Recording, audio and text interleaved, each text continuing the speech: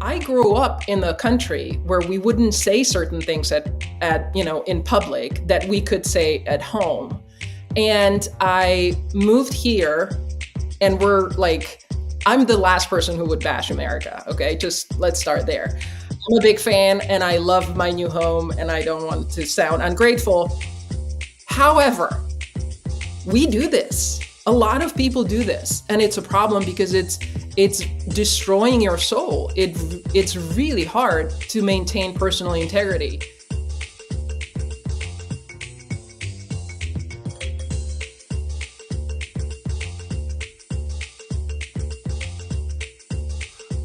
Hello, everybody. Welcome to the Sense and Signal podcast. I'm one of your co-hosts, Daniel Tarker, and I come from the world of higher education, which is the lens I'm going to be bringing to this conversation. And I am here with my co-host, Joda Jensen, and I come from the world of product development, product leadership, and that's the lens I shall be bringing to this conversation as well.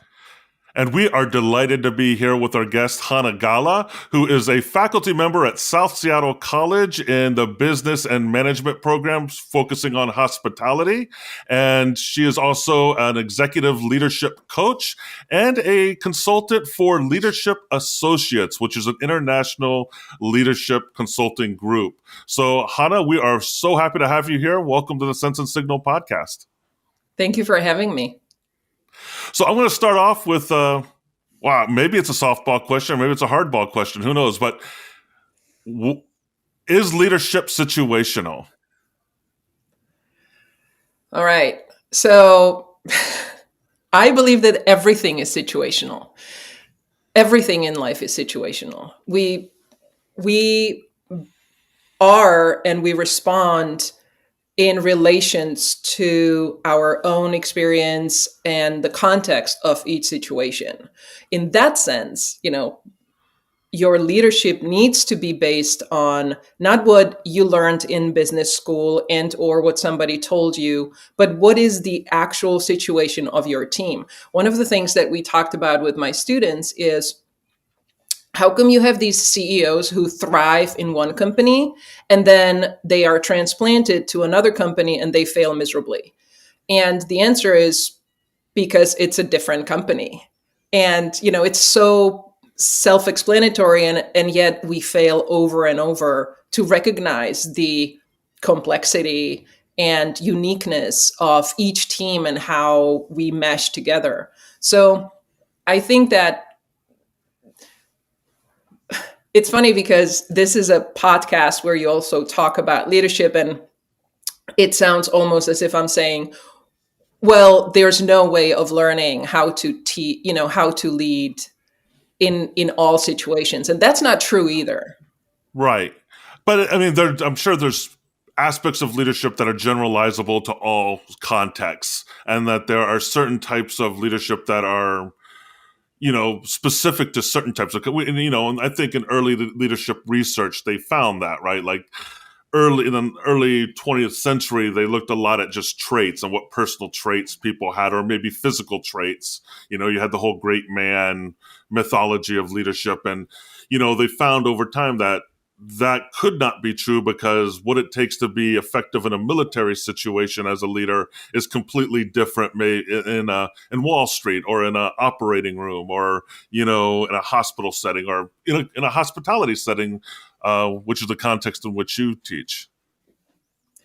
Yeah, this is right. And I think what I would like to also kind of emphasize, I come from the world of hospitality, of hotels and restaurants, and oftentimes students who are interested in my program and or who are going through the program would think, well, this is focused on hospitality.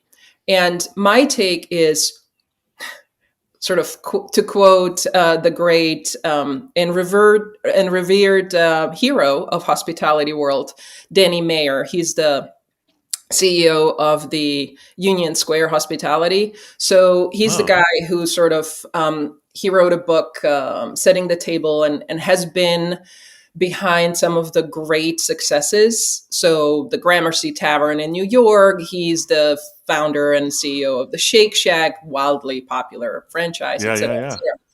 And Danny Mayer is one of the people who came up with this phrase that I repeat and steal and repeat again, when he says, everybody is in hospitality business, because the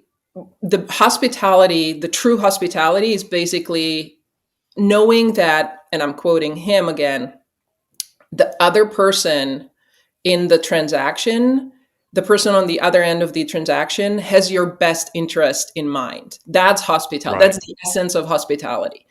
And if you think about it that way, what we teach in my program is completely transferable. And I think that part is super important, and is more important now than ever before, because as you said, originally we had all these management approaches and techniques that were fit for a factory floor, for Right. people who, like back in the 30s, 40s.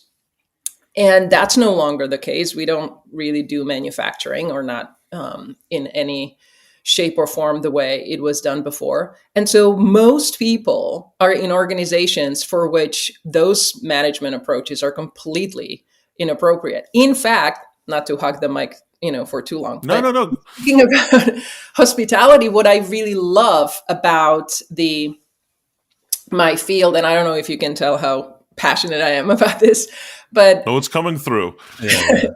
hospitality is fascinating because I love etymology, and I always look at the sort of origin of words, and how Yeah. they came to be, and what is the meaning behind the meaning. And hospitality, or host, goes back to xenos and xenia in Greek. And xenos is a word for a stranger, and xenia is a word that is best translated as institutionalized friendship.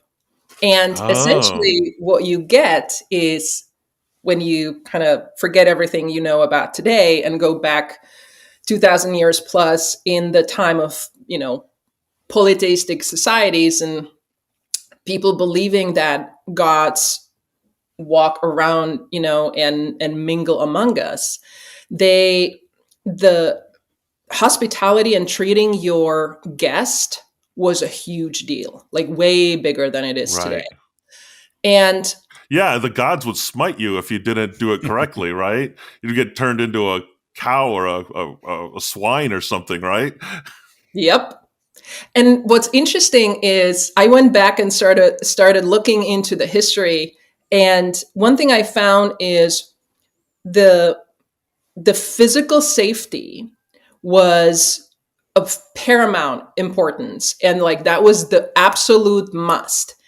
And in fact, the guest who would knock on your doors would be offered food and bath, or whatever. And only after the guest was fed and clean and clothed, you were allowed to ask where they're coming from. So that Oh, physical interesting. safety had to be taken care of first. And when you fast forward to nowadays, very often what's happening is, we know this, neuroscience tells us that in order to have a good interaction between the leader and the team, and or the organization, or people just working together, that physical safety needs to be, there. And I think that's Paramount. just so fascinating how, it, so I don't want to go too long, but again, to me, the hospitality is really great field, because so much we have been doing for centuries, and so much of what we know about interacting with a guest is now kind of rediscovered and confirmed by neuroscience. But also, a lot of companies are now taking it, sort of adopting this approach that, your coworkers are your internal guests. Like that's something that hotels started doing, like in the 90s, right? and and I find that fascinating. It's Yeah, in my field, we're starting to look at internally, I think, and I think this is related. We start looking internally at the people we work with as customers. Our various teams are customers, and I don't think that's a far leap to think of them as something like in the hospitality industry. It's you want to have your customers be happy, and I think that's a fantastic methodology or a mental model to approach. It kind of I have reminds me of servant leadership too, right? The idea of you're in service to other people. So, Hana, this is, I mean, we're definitely going to deep dive on some of this more, but before we go that, I don't want to learn about you at the end of this show. So can we frame this, because there's obviously a relationship for you with the philosophy of hospitality, what that means, and the relationship to leadership probably as well. And those things are tied more intrinsically than probably the average person might consider them to be tied together.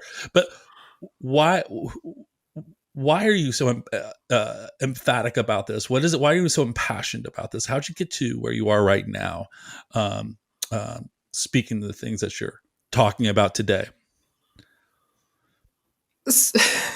It's a convoluted journey, I can tell you that. We love convoluted. I was just convoluted just a second ago. So we're all about be as convoluted as you need to be. We'll make sense of it later. I'll give you a drive by and tell you that it's funny, the older I get, the more I recognize how certain patterns, form, and certain patterns of behavior form so early. And the more I study, and I had a chance to study with some fantastic authors and sort of gurus, especially in the neurobiology field. Oh, nice. And it's just like the whole concept of nature versus nurture has been really fascinating for me, because as just anybody in 21st century, I'm very introspective, and I like to, not to navel gaze, but I like to kind of look back and see, oh, okay, that happened, and that's what led me here. Because I am all about storytelling, and I think that's a fascinating story. And we should probably talk about sense making next. But I grew up in the communist Czechoslovakia, and I was born in mid-70s there. And that really had a huge impact on me, obviously. I was a teenager when the country went through the Berlin Wall fell, and the country went through a peaceful but revolution, nevertheless. And being in the center of that tectonic shift and a huge change, and sort of noticing how that played out for me, but also for the generation of my parents, who many of them felt like that came too late. There's just like so much around this. I studied political science because of that, I'm pretty sure, and international relations. And I started in applied research. So I worked with several intergovernmental organizations, and I did applied research. And, I would drop in a country and do some policy, material, data collecting and writing policy analysis. And it's, sometimes the governments were like, oh, this is great, we will follow your recommendations. And sometimes they were like, ooh, we understand this is the right way, we're not going to do that. We're not going to not have the Russian, army at our borders. What are you talking about? We have to. That I did. The Ukraine should have listened to you. Yeah. So and then I got burnt out. I burnt out largely because of the politics, and also for other reasons. I had this feeling that I'm not making a difference, and that could be foolishness of my youth, whatever it was. But I needed to do something I wanted to do something with more tangible outcomes. And Mm. I, by chance, transitioned. Somebody was, I was in Ukraine at the time, actually. Oh, interesting. I lived in Kiev for 2 years, Oh and wow. um, I met this woman, and she said, "Well, they're opening a new, like the first 5-star hotel or 4-star hotel in the city, and they need a lot of help from people who can, And it wasn't necessarily my background in political science that got me there. It was the personality. I was like, I can do anything. I want to do something. I want to be in business. I want to understand how operations work. And so I worked there, and it was a Hyatt property. And so I worked for the opening, and then after they opened. And when I Hmm. moved to me and my then fiance or husband at the time, maybe, when we moved to Seattle, I continued with the company, and they were, nice enough to give me an interview and then hire me here in Seattle. And I spent several years working in operations, and I loved operations. I just, you give me a team of 80 housekeepers from, Cantonese China, and I'm going to be in heaven. Just like I loved the operations, front desk, housekeeping, all of it. It's just I thought that was such a What do great. you love about it? What about operations get you excited? So I think that I have a very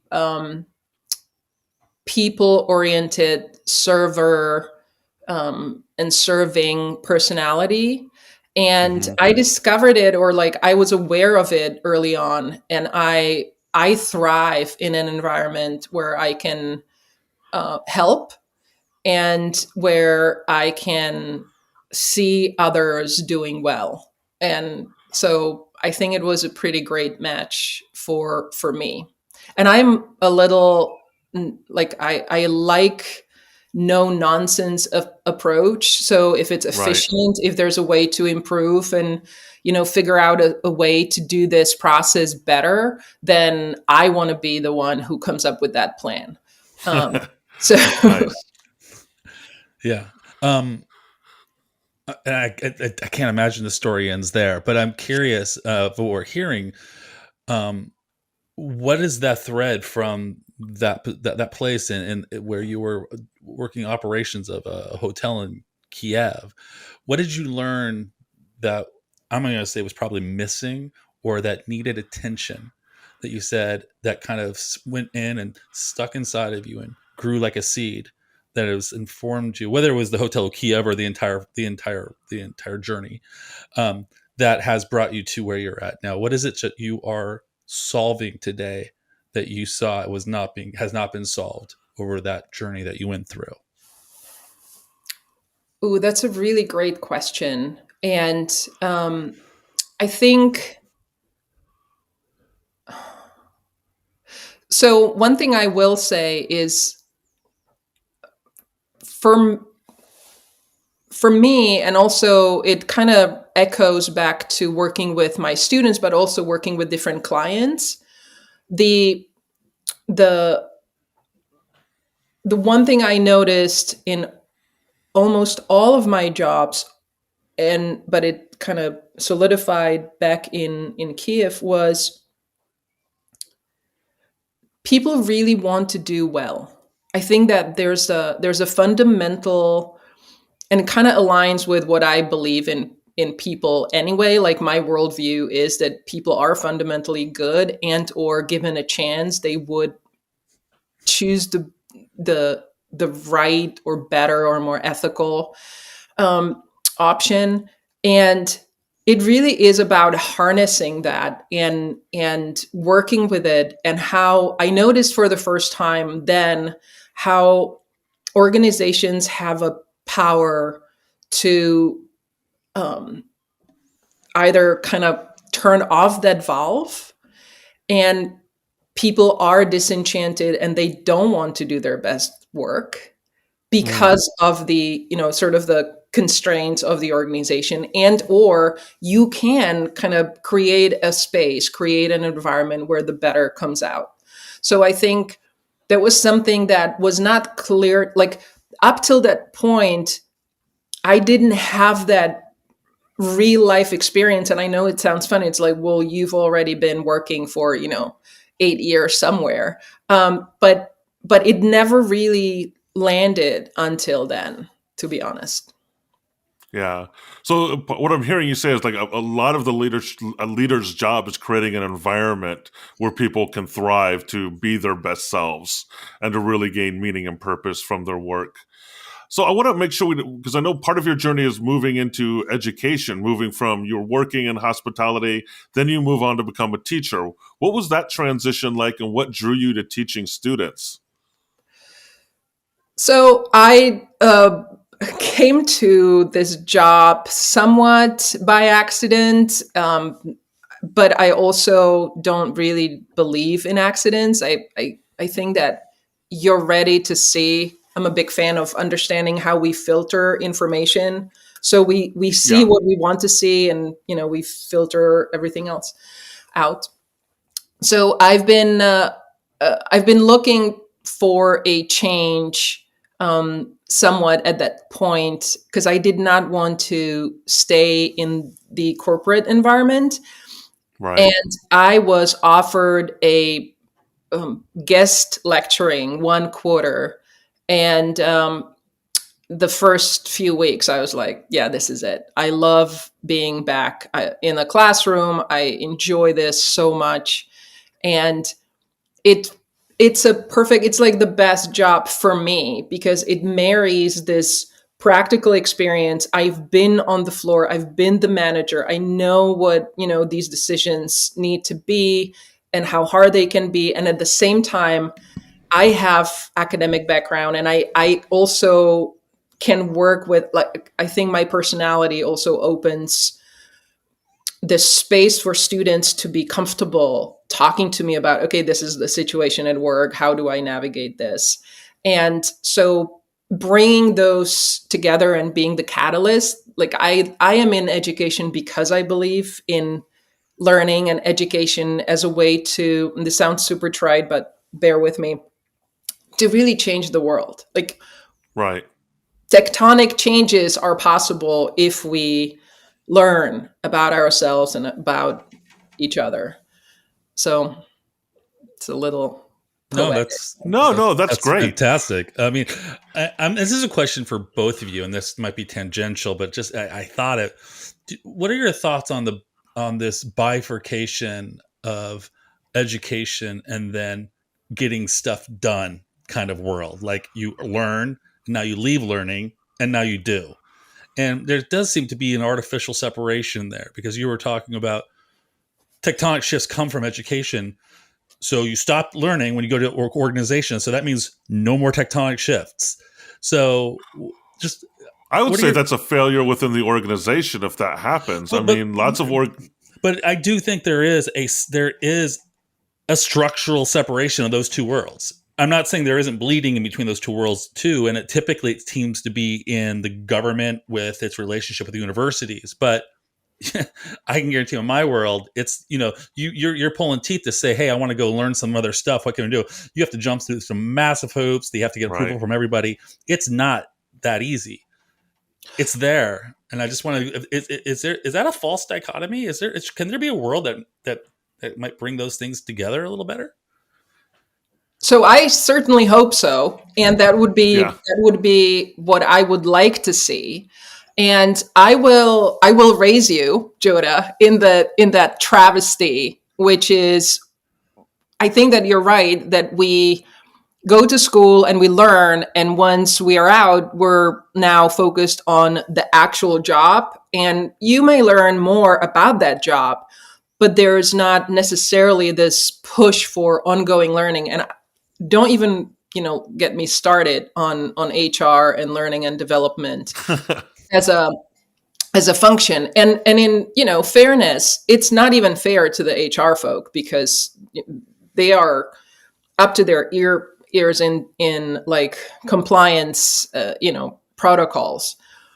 But another travesty that I would also pair up with this is, and that's very dear to my heart because that's what brings my clients in, is this idea that somehow the moment you walk into your office, you are putting on your work hat and you completely lose and leave the personal self outside the door. So there's this idea that the personal world that you carry with you all the time needs to shut down and stop being so you can be your professional self. And I find it just so destructive because there's something to be said about civility and but essentially we are self-censoring or silencing things that might be really great, and we don't want to bring them with us because there's this sort of cultural and historical expectation that we're not ourselves when we're at work. And I find it's that kind of like that show that was on Apple TV recently. Right. What was that show called, Joda? I forget. It starts with an S, but The Severance. Yeah. The Severance. Yeah. I love that show. It's so weird and so great. I think you just described it, right? Because he comes in, when everyone comes into work, they kind of go down the elevator and they're kind of suddenly turned off. Like their human selves are, That's right. their external selves are separated from the selves that they bring into the organization to do their daily jobs. That's yeah. You literally did describe that movie. I wonder, and so many people. So it's interesting. I mean, we've talked about this all the time. We had a conversation. One of our earliest podcasts was meaning. Was it meaning? I think it was a meaning. Yeah, Dan, meaning and purpose and work. Purpose of work, and it was a good conversation. And one of the questions we posed was, does your organization owe you meaning? Are you supposed to expect meaning, or do you bring meaning, or is it a dance between the two? And so many people go to work and like, oh, I'm not going to need this anymore. Or even worse, I won't need this anymore, and put that aside.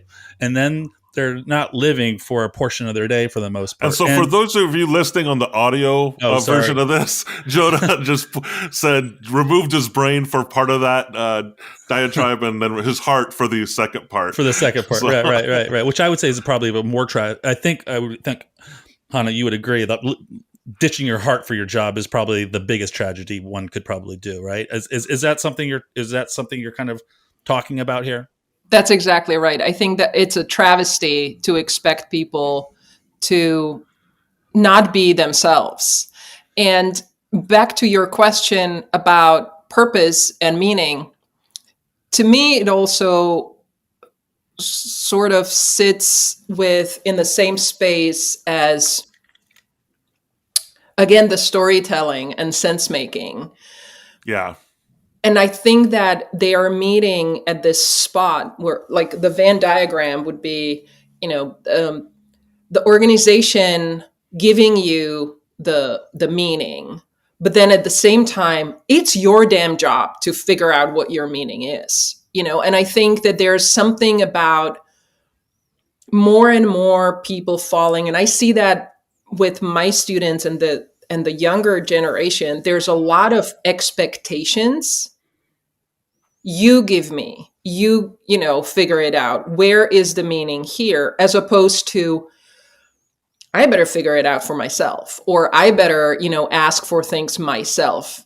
There's this, when I work with people, but also in general, like I think for ourselves and for our friends, the rejection of victimhood needs to be the starting point. Like, we have ability, we have we should want to have meanings and purpose and search for it and take it as a quest, right? Like that's your real life quest, to know why you're doing this, why do you go to work? And so often it helps to shift the perspective.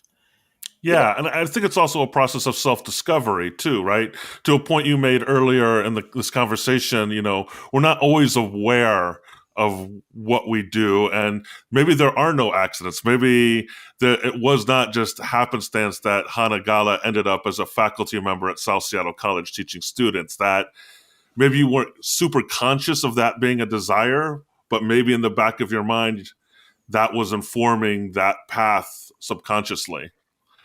And it makes me wonder if we're really giving students and people the tools they need to be able to construct meaning and purpose, effectively. And I think it's a complex world, right? I mean, it's really complex. It'd be really nice if there was like some sort of complexity framework that perhaps we could leverage. Jonah's the master of convoluted segues. Or, I don't know, acrobatic segues. Maybe that would be a better.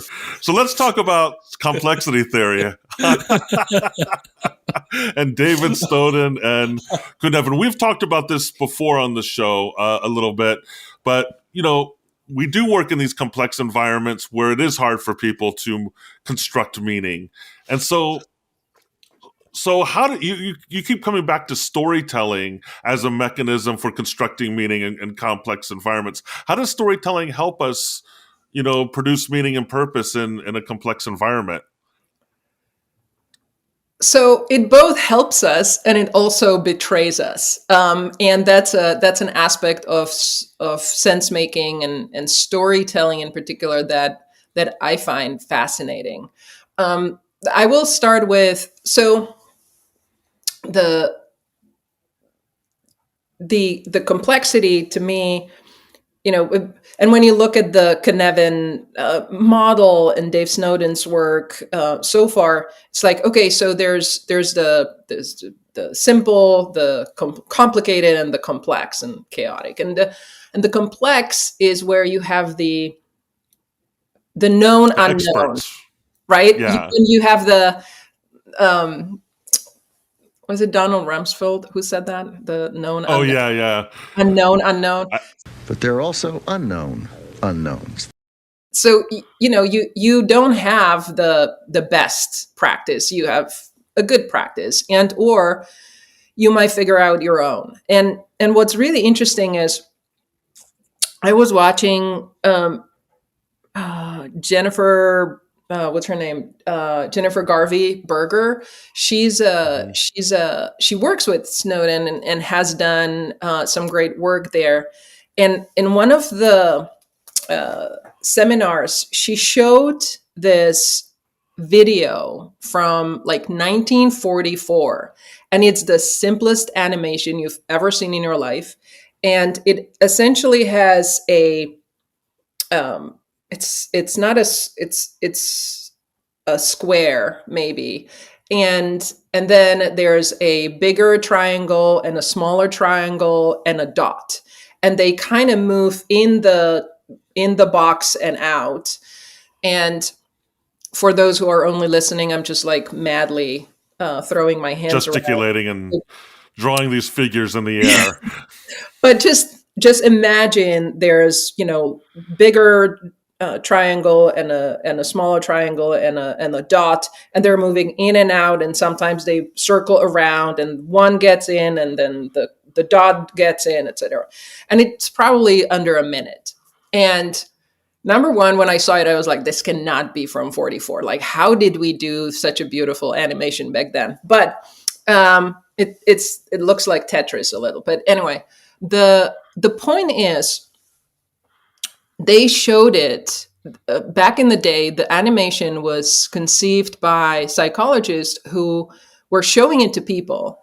And I think it was like 89% of people who saw that felt that the big triangle was the bully and the small triangle was helping the dot to escape the trappings of the box. And that's one of the downsides of storytelling and sense making. On one hand, it helps us, and like, in a complex, when you don't know, you have to go and you have to try and you have to fail to get the data, right? Like, there's no failure, only feedback kind of thing. Yeah. So you have to go in. That's one of our mantras. Yeah. And that changed my life, by the way. Like, it's No, when people realize that, it changes everybody's lives. it's huge. So I think you can see how just shifting and telling that story, that one sentence, right, can completely change your approach. And I can give you examples of like, I worked with a woman. This might be a little bit of tangent, but I worked with a woman who, when I met her, she just ended like a 7-year-old relationship. She was in a free fall, right? Like, the identity and like all of it was kind of all over the Falling map. apart. Yeah. And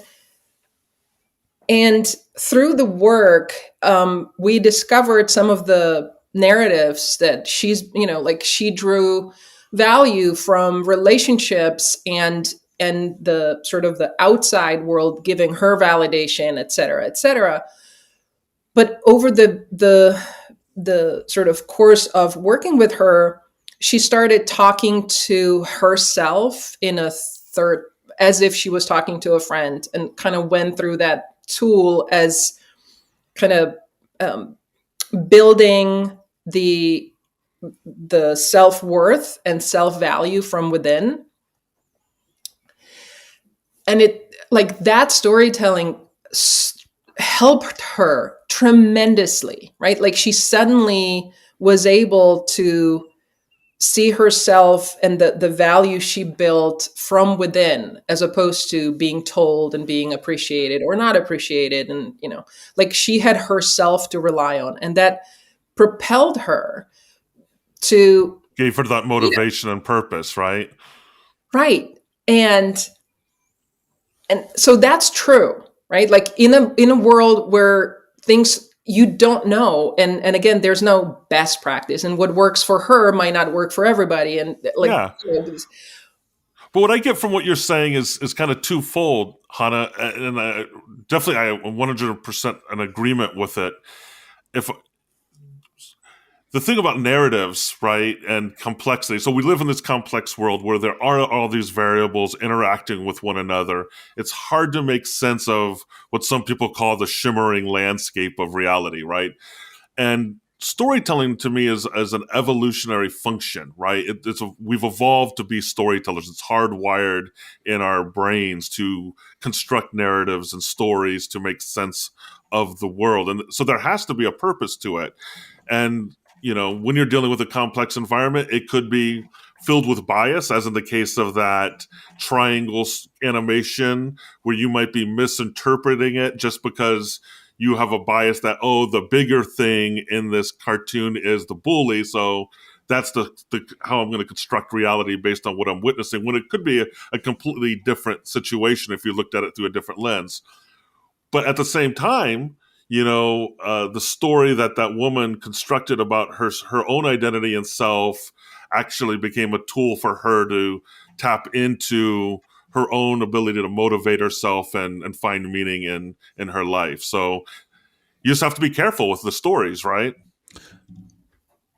And I think that's where so to piggyback on what you were saying, we are hardwired to tell the stories. The problem is we're kind of crappy storytellers. And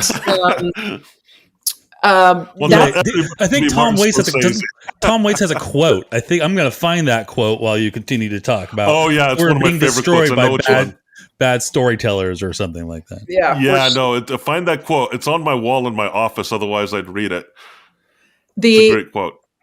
It's true. We are shitty storytellers, right? Like, that's just a fact. And what it is that's because our sympathetic neurosystem is just, fight or flight. We need to be responding. And so, when you are for, thousands of years, driven and kind of dragged by the system that tells you, okay, I'm scanning the environment, like the amygdala goes, scanning, scanning, scanning. And 5 times a second, that's the speed, 5 times a second, your brain, actually your body, scans the environment.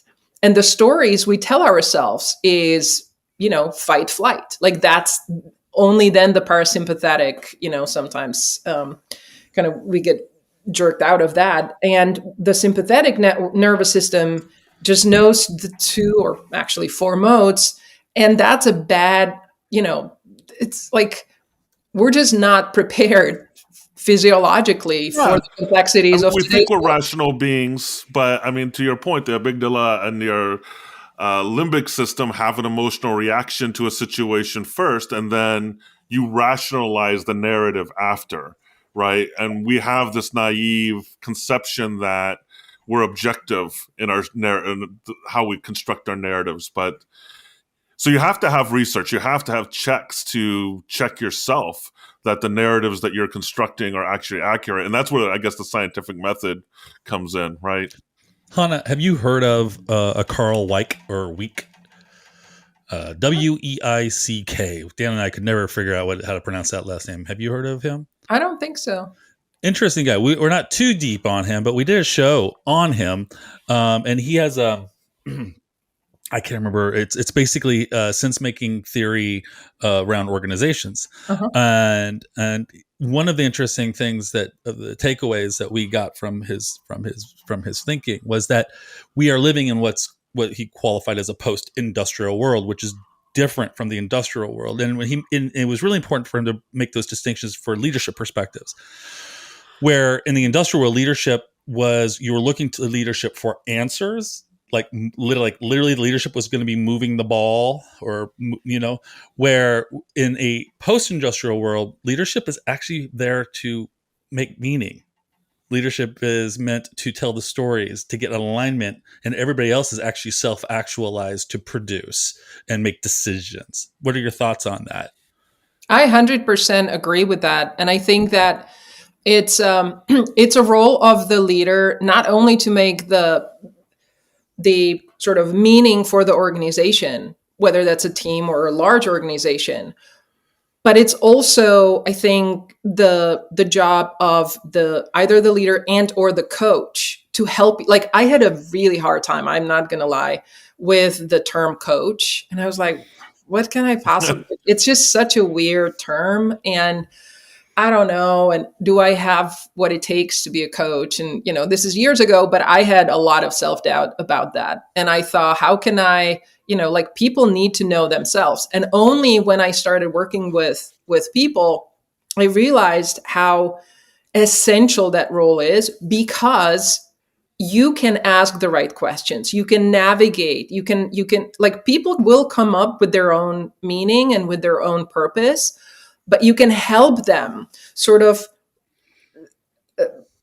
kind of focus and or help with the questions they need to be asking to figure that out for themselves. So you're not telling people what to do, but by having the, like, in athletics and in the athletics, and you had some before we started recording, you had some sports metaphor, which my students will tell you I am absolutely the worst when it comes to sports metaphor. I am failing every single time, but I love them nevertheless. And to bring up that, the coach is not playing basketball better than you, but they can kind of figure out how to make you the best basketball player out there. And so Right. to me, the leader in that context is the coach. Like I think that you are in a relationship, and it's much more from transactional, which is what it used to be in the industrial time.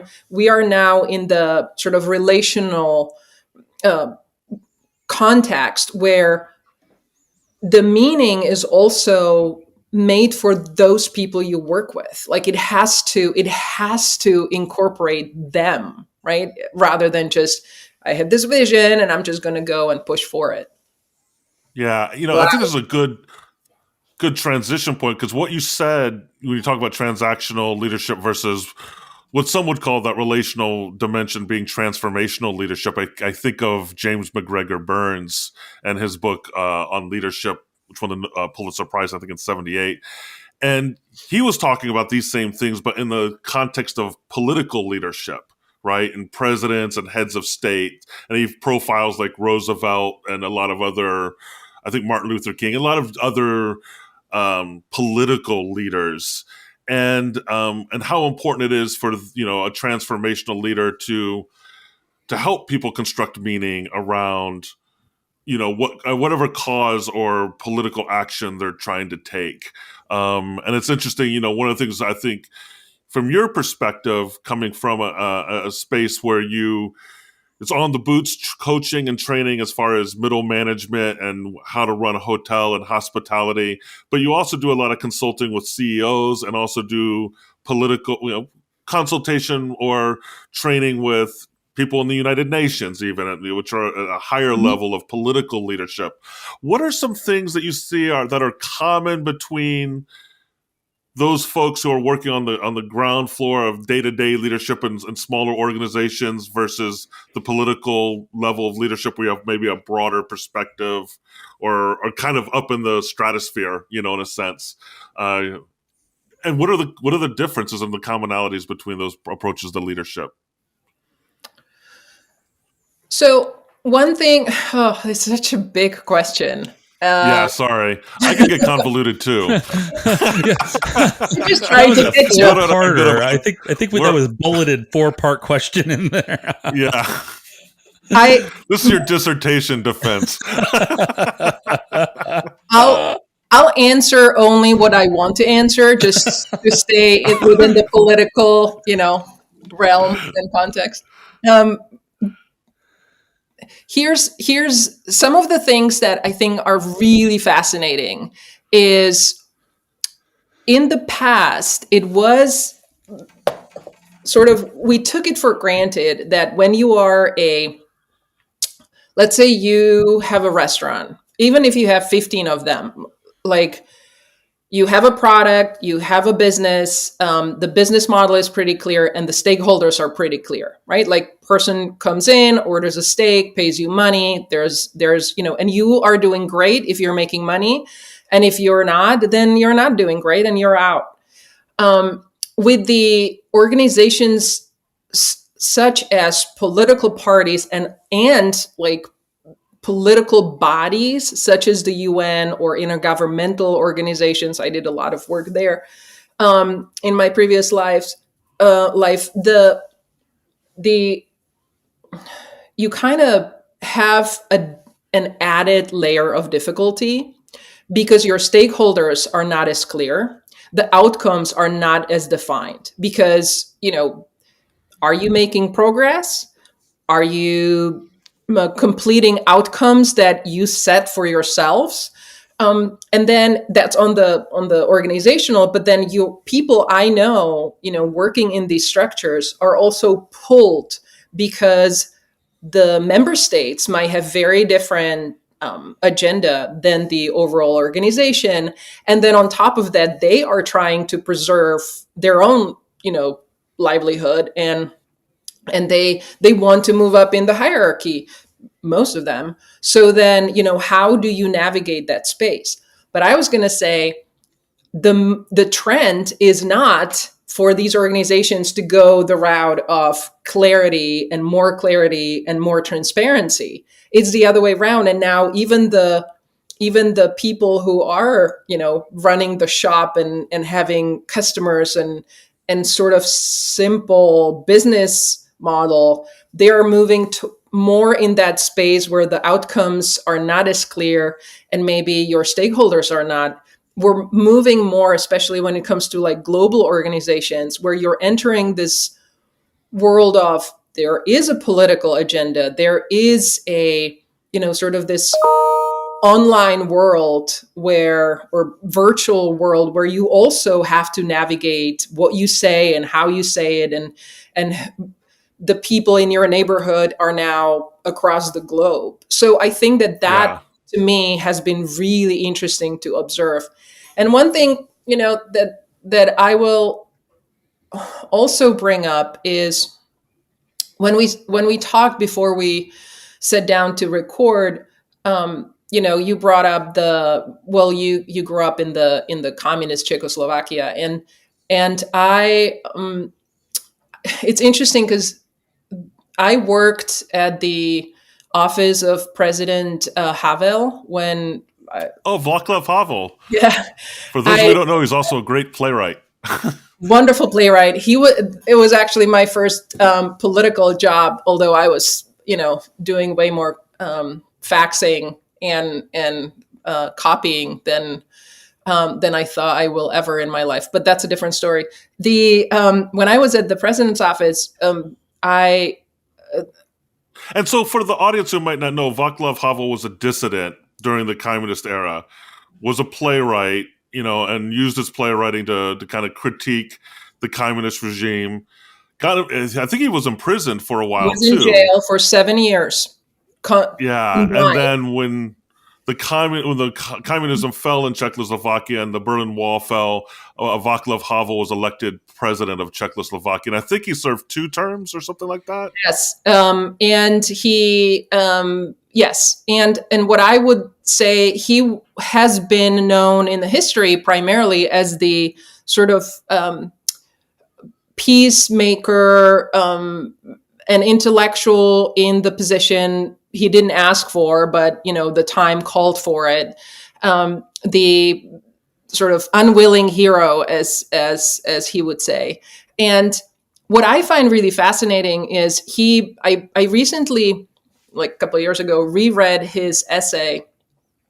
He wrote this thing, The Power of Powerless, and it's a really, I think it was like maybe 77, like maybe, and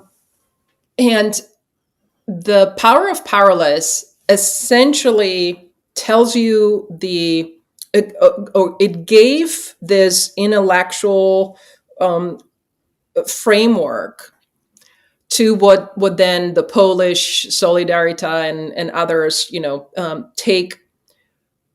took to kind of as as ideological backbone. But what I find super interesting and fascinating is what he's talking about is the relationship between an individual and a system. And that is relevant to our conversation here because you asked about, the sort of international world and larger organizations. And when you read The Power of Powerless, what he's saying is, he gives an example and says, okay, so let's say there's a vegetable store grocer, right? Like a greengrocer. And he gets his vegetables and fruits from the wholesale or from the warehouse. And every now and then they throw in a poster and you need to put it up in your window. And it's something like benign, like workers of the world unite. And the grocer puts it up, not because he believes that the workers of the world should unite. Like, this is already a communist country, and anybody who wants to be unionized and united is already united. What are you talking about? Like, I don't, from his perspective, that's a meaningless slogan. And it is meaningless slogan for the time and place. But it has that deeper meaning, which is you are doing something that you're not invested in. Your integrity is not in it, but you do it because if you put up that poster, you will be left alone and nobody's going to bother you. And he basically says you have a power. And what he describes in that essay, which I find heartbreaking, is when you do put up that poster, a part of your soul dies because you are basically saying, I am compliant. I am compliant. I am part of the system. I am part of the problem. And I would rather do that and go back to my family than do something that would be insignificant as a heroic act, which is not to put up, the poster, and yet I can bring myself to do it. And anybody who walks by that store now knows that you had to, like, they got you. You're part of the problem now. Yeah. So it becomes compelled behavior, and it's very insidious because it catches you off guard. And then before you know, I mean, I'm going to take the slippery slope statement, and then there's that where does it end kind of thing, I think is what we're talking about. But you don't need it to go too far, because you're saying there's already a soul crushing aspect just at that level without having to go any further. But I also was going to say, I'm sorry. Oh, no, go on.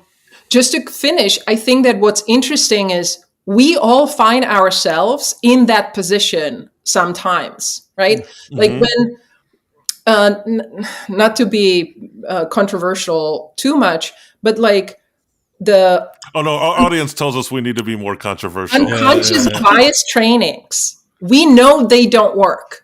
We know they don't work. This is like, one research after another. And like, in a way, they're almost up there with the Leninist, dialectic, where you go like, it's a circular argument. If it's unconscious, how are we going to, like, it's so dumb. And yet they're everywhere. And people don't feel like standing up and saying, this is bullshit. I'm not doing it. What is what are we getting? And that's because it became this new, and what I find super interesting is then me personally being in that environment where you go, I grew up in a country where we wouldn't say certain things at in public that we could say at home. And I moved here, and we're like, I'm the last person who would bash America. Okay. Just let's start there. Yeah. I'm a big fan and I love my new home, and I don't want to sound ungrateful. However, we do this. A lot of people do this, and it's a problem because it's destroying your soul. It's really hard to maintain personal integrity. And I think that has been one of the most interesting aspects of working with people who are trying to stay true to themselves and their values, and remain employed and do it, make a difference. That's hard. I think you've kind of segued into our final topic here to some degree. Before you go there, Joe, I wasn't going to go there yet, because I was actually going to say though that just the fact that you had to say, I'm appreciative of this country and I like this country, it to me speaks volumes, because I hate the fact that you even have to do that, because we know you like this country, you're here, right? But there's this compelled speech that occurs because the distinctions to be able to criticize and then not be harassed as being against it. In my field, I'm going to use the word criticize, but that's what I'm doing, but criticizing products. And you have to be delicate to the people you're criticizing to, because it's their baby or whatever. And if you do it in the wrong way, they're going to think you're poo-pooing all over their ideas. And maybe you are, but you're doing it for the right reasons. You want that idea to thrive. And so when you are critique, I hope people critique this country regularly, like spirit, because if it needs heart to be taken up, to be replaced with new heart, let's do it, because let's make this thing work. And it's just, I think just the fact that one has to, even I love this country. I do. And I do like this country, but it sucks that I feel a tinge. I have to say that. And I think that's also kind of speaking to what you're saying. Well, I'm going to bring in another playwright into this conversation. Ionesco's play, A Rhinoceros. When this topic always comes up, it's the play I kind of go to. And it's a play based on, inspired by the rise of Nazi Germany. And also, he's a Czech playwright too, Ionesco. He's from Czechoslovakia too, I believe. No, I think he's Romanian. Or had some roots. Oh, is it Romanian? You're right. It's Romanian. Anyways, thumbnail sketch, it's about individualism, right? You have this one character, Berenger. Everyone around him is transforming into these rhinoceroses and rampaging throughout town and destroying civilization. and he's at the end of the play, he's the last person to resist. And during the counterculture movement in the 1960s, that play was revisited. Gene Wilder did a movie because it was about that idea of individualism. And yeah, I mean, from my perspective, I work in a lot of the same environments as you, Hana, and I feel I've, and maybe this is a Generation X in me. I've never been a joiner, right? I've never joined. I dropped out of the Cub Scouts when I was a kid. I didn't really enjoy playing softball. I haven't really belonged to too many clubs. I just, I'm not someone who would put the American flag in my front door, although, How dare because I you? just resist that too, right? So when these rituals come up and these conformist things come up around an ideology, I'm naturally going to resist because that's who I am, right? And the more I feel like I'm compelled to participate in them, the more I actually resist. And I know, people say, well, are people aren't speaking up around these issues, or are they just being quiet? And I think the answer is, most people, to your point, are just being quiet, keeping their heads down to protect their jobs because they don't want to participate in some of these conversations because they don't want to lose their individuality and identity to this collective movement. And there's very little reward potentially to speak up. There's not a lot of value, probably. Oh, it's downfall. It's downfall. But to your point, it's because you can't critique it. When an ideology becomes so rigid that you become a rhinoceros, right? Which is a manifestation of complete rigidity, right? How do you critique that, right? You're not going to change anyone's mind. And you just might get a big horn through your chest as a result. So Hana, how do we do this? What do we do? So I will say this. I think that what's really interesting is when we talk about tribes and communities and belonging to a larger group, I think that not thinking about the space where you presumably both grew up, like America as a place, and I know so many Americans for whom this never comes up because why would it? And to me, it's actually a sign. And we do trainings on this we did this training on this with some students back in Europe and also with UN. That's a great privilege that you have, like in the right sense of the word. You don't have to think about it.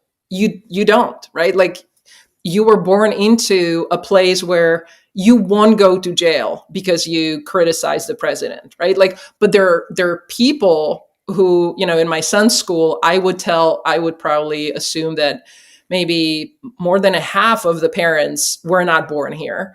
And for them, that's something that they would talk about a lot, right? Like the benefits of being in this space. And then I lost the train of my thought because I wanted to comment on something else you said about not speaking up or speaking up, and I lost it. Yeah, just keeping your head down, letting it go by and just not participating in the conversation. Oh, I know what it was. I think that what it is for me is anytime you're not allowed to ask questions, something stinks, right? The system is, when you don't allow for dissent, whether you're a leader and you have people in your team who are afraid to give you feedback and or say, I don't think this is the right way. Like, that's the fastest way to rigidity and sort of inflexibility. Yeah. And I think that, I don't know. I mean, I have some idea of what we're doing wrong with like academia and elsewhere, but I think that we're headed into a space where even asking questions is considered disloyal to the idea of whatever the idea is, and to the ideology in particular. And I think that's where I worry a lot about this republic. Dan, what is that? Yeah, no, you said that quote before about dissent and power. What is that? I don't know. I say You a lot said of you can things. tell. You said those who are, you can tell, always tell who's in power by the ones you, because you can't criticize them or something like that, right? Oh So yeah, yeah, you said something like, it was, you said something like yeah. Maybe in a phone conversation. phone Yeah, conversation, and I think and so it doesn't have to be a person. It I've can be actually. it can be an I'm gonna. idea This is or an inside ball with right. Hana. I think that's actually a quote from Scott Roush. Okay. All right. But I Who's a mean, history professor at it doesn't North have to be a person, Central right? College. It can be an idea, a philosophy, a running sort of Yeah, the thing you can't mode of thinking criticize is the thing that's in power, right? that's That in has the power, power. and And I I think, think people need to think about what is it they can't criticize right now, and that it'll reveal a lot. Yeah. yeah, I want to make sure that we touch on, because we're coming to the end, that we touch on the question that you had, Joda, that you wanted to wrap up with, All right, because I think it feeds into it this, totally right? feeds into it. And actually, speaking of not being able to take criticism well, I think I'll be the first one to do. I'm going to use the T word. So Hana, Dan, and I were talking about Donald Trump as a provocative show. Um, For a later episode, for a not this later episode, episode, but and we are we want to do we think it's we have a reason to want to talk, because we do he's we talk about him in various. Joda wants to talk about him. I don't. Yeah, But- right. But the idea is this: that we read an article of this gentleman who wrote, and the article was a critique of Donald Trump, and a true critique, like critiquing his leadership style. And he was looking at things that he thought were effective and things that were not effective. He wasn't necessarily saying if they were effective for goodness, but they were effective. They got things done. And so he was kind of qualifying. And Dan goes, "Did you see the comments?" Like the very first comment was, "Can't believe you're trying to find effective leadership out of Hitler," or something like that. And so talking about, and we wanted to kind of like have a conversation around maybe having a conversation about Donald Trump. Like, can we have a conversation about Donald Trump without the world imploding and us getting imploding canceled. in on us? What are your thoughts on that? So, sorry, my chair is squeaking. I hope the mic will not pick up on that. I'm not hearing it. I'm sorry.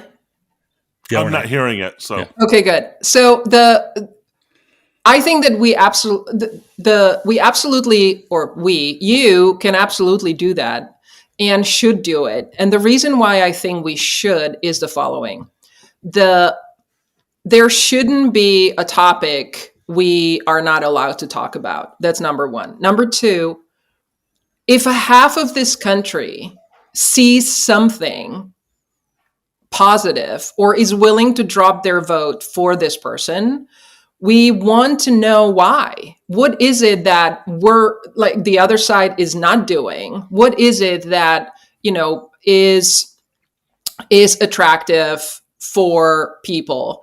And what are some of the issues that he was able to not solve, but talk about, that, people were like, you know what? I would rather trust this dude than somebody else. And so there's never, like, if we walk away and we don't talk about it, it's nobody's learning anything. And the comments, let's face it, this is the most, I don't think it's the most polarized we've ever been, but we absolutely are living in this, what is the term? Keyboard warriors, right? Like, keyboard warriors are my favorite. It's like, you haven't read it, you have an opinion that you formulated within 3 seconds, and now you're going to tell the world. And what I think is the reason why podcasts are so popular is because you create this space where we can talk for an hour and a half, and we can kind of noodle the nuances and maybe go back. And it's, to me, that is why some of the podcasters that are wildly popular have their shows an hour minimum, right? Because somehow people understand, subconsciously or otherwise, that you need a little more time than 140, signs on Twitter or whatever it is. I don't really know what it is. To convey an idea or to talk. And I think that that is also tied to our own ability to allow for, like, people are not allowed to fail and say stupid shit anymore. Like, I think that's problematic, that you are not allowed the grace to learn and say, you know what? I didn't know enough. I know more now. Can we move on? Like, the fact that, we're like so into digging into people's past and It's like a modern day witch hunt, and big time. And I think that's problematic, and it's not good for us. So I think you should do it. All right. Well, we got one vote. All right. Well, looks No, like I think we should do it too. I mean, you're not alone. I'm there with you, but we're thinking of titling the show. What's our title? Sense and Signal's last episode. Is that what? Sense and Signal destroys itself. Talking about Trump. Yeah, I mean, I agree with everything you say. I think we should do the episode. I think in this political climate, though, I feel like Trump has lost a lot of his cachet. I think those people who still supported him are out there. And I don't think they're all racist. I don't think they're all the despicables, as Hillary Clinton said, right? No, I think it's very, again, getting back to complexity. If you're voting for Trump, narratives. you're probably desperate, mostly, is what you are. I'm assuming. Or it could be multiple variables that could be influencing somebody to do it. And there's also probably evolutionary, biological reasons that people are doing it too, right? And it is complex, and bad reasons too. We'll talk about that. And bad reasons, and for not good reasons too, for sure. Yeah. But I'm willing to have the conversation. I just don't think my resistance to having the episode would be just, I don't think he has the influence anymore that he had 8 years ago or 4 years ago, right? That his announcement to run for president kind of went off with a whimper, and he's not getting as much press coverage. He doesn't seem to be doing any rallies. I will say this. I'll say this to Hana's point, and that is, he's a representation. He's a manifestation of more characters like him to come if we don't do the changes that Hana's talking about, and if we don't identify the things that he did well, then you're not going to be able to address them. That's my thinking. Well, I think that's part of one of the reasons I want to do this podcast, and one of the reasons I've become more and more interested in leadership theory is because of Donald Trump, in a sense, because to me, he is a symptom of a failure of leadership, right? No matter what you think of his policies, I think we can all agree he's as successful as he was on the national stage in securing one term as president. Overall, you'd have to look at the man and say, well, maybe in a situational context, going back to situational leadership, maybe he was fine in real estate and commercial real estate. We'll frame that show with situational leadership and Donald Trump. It'll be a situational leadership Donald Trump episode. But on the political stage, where you have, as Hana has said, more ambiguity, he's not as effective in that environment. Yeah, probably so. Some would argue that he was pretty successful internationally. So okay, I've been traveling quite a bit, and that has been really interesting to see what trickles into the European world and Asia, and how people perceived that choice and his persona abroad. And that to me is also an aspect that would be worth discussing. All right, so we're a minute 13. I'm gonna proposition this, that I think the three of us might have a good conversation here, and that we the three of us come back and do a Donald Trump episode. I think that's, if you're into it, I think we should do it with tongue in cheek, perhaps, but also very seriously. That's because obviously there's things to be had and discussed, and I would love to learn more about that. The stuff you've learned as you go around, it doesn't surprise me at all. And so that would be my take. So Yeah. I would like to do So it because I don't think it is tongue in cheek. Like, I think that there's time for serious discussion, even though it's three people True. who are not necessarily, who haven't studied his every move. But I think that we collectively have enough to have somewhat serious conversation about this. All True. right. I agree. yeah, we'll do it. So I know we're at the end. So some call to action stuff, Hana. Well, before that, what should we take away from this episode? What's our summer? What are the key points that we've taken away from this conversation?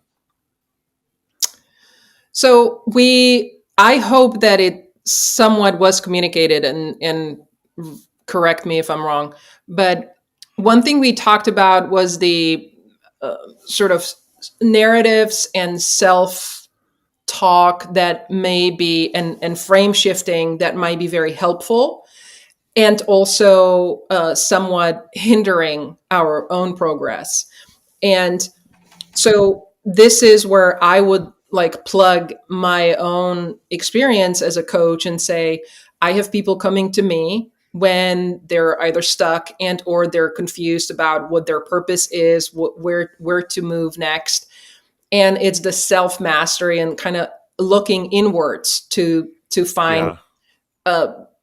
navigate the outside, right? And so when somebody comes to me, I am able to work with them and kind of was it Lao Tzu who said the the the person who he controls others is powerful, but who he controls himself is mightier still. And I think Yeah. that's the key. Like, we can actually, even pulling the power of powerless, like individually, we have a great power to shift our perspective, to shift our storytelling, to be more aligned. And it is with the help of others sometimes, either professional and otherwise, to get there. And I think that's ultimately what we want to do, right? So we talked about that. We talked about learning and how companies are sometimes failing us because they believe that we are different. There's the travesty of you finish your college or university and you get the degree and that's it for learning, which that's demented. No. And that's a failure of the organization and investing in their L&D departments. But I think that it's also that it's so often on us as employees to just go and be like, I need this, I want this, can we make that happen? And, very often the answer is yes. It's not that hard to get things funded if you want it badly enough, and if you're like arguing, Yeah. campaigning for it, advocating for it enough. Yeah. What are the take homes? So where can people contact you, Hana? How can, if somebody wants to hire you as a coach or a leadership consultant or poach you from South Seattle College to be a faculty member, how can they reach you? You can find me on LinkedIn and or under the Leadership Associates. It's a consultancy based in Vienna, and I'm heading their corporate coaching program, and I am in the process of launching my new website. So it's not up yet, but people can easily find me through LinkedIn or the Leadership Associates. Nice. And we'll have all that in the show notes on this episode. And so, Hana, thank you for engaging. I think this is the longest episode we've ever done. It is the longest, but also it was warranted to be long. It was an excellent time with you, Hana. Thank you so much. Thank you for having me. Thanks. Yep.